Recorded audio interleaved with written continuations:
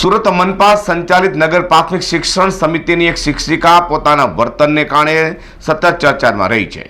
એક શાળામાંથી બીજી શાળામાં ટ્રાન્સફર કર્યા બાદ પણ શિક્ષિકા ગેરવર્તન કરવાનું ચૂકતી નથી। ફરી એક વખત શાળાના આચાર્યને શાળામાં જ ગંદી ગાળો બોલવાનું શરૂ કરી દેતા મામલો બિચકવા પામ્યો છે। સુરત મહાનગરપાલિકા સંચાલિત નગર પ્રાથમિક શિક્ષણ સમિતિની એક સ્કૂલમાં થોડા દિવસ પહેલા ભેસ્તાની એક શાળાની શિક્ષિકાએ આચાર્ય દ્વારા મારી ખોટી ફરિયાદ કરવામાં આવે છે અને મારી પાસે વધુ કામ કરાવડાવવામાં આવે છે તેવું કહીને સ્કૂલ માથે લીધી હતી। સ્કૂલમાં પોલીસ બોલાવવા સાથે ઉગ્ર બોલાચાલી કરીને સ્કૂલ અને આચાર્યની ઓફિસમાં જ ગાળો આપી હતી।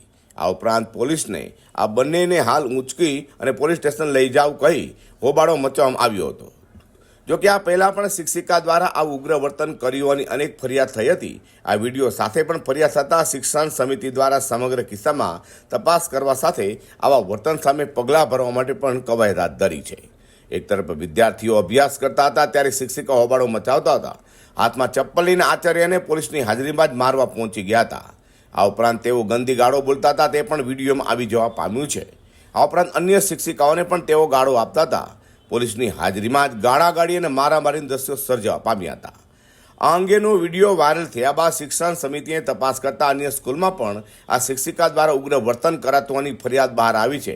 આ ઉપરાંત સમગ્ર કિસ્સામાં શિક્ષણ સમિતિની ઇમેજને પણ ધક્કો લાગી રહ્યો છે, જેના કારણે શિક્ષણ સમિતિ દ્વારા તપાસ હાથ ધરવામાં આવી છે અને પ્રાપ્ત માહિતી અનુસાર આ શાળામાં ગાળો બોલી હંગામો મચાવનાર શિક્ષિકા સામે નજીકના દિવસોમાં શિક્ષાત્મક પગલાં પણ ભરાય તેવી પૂરી શક્યતા રહેલી છે। અઝર કુરેશી સાથે પ્રકાશવાળા।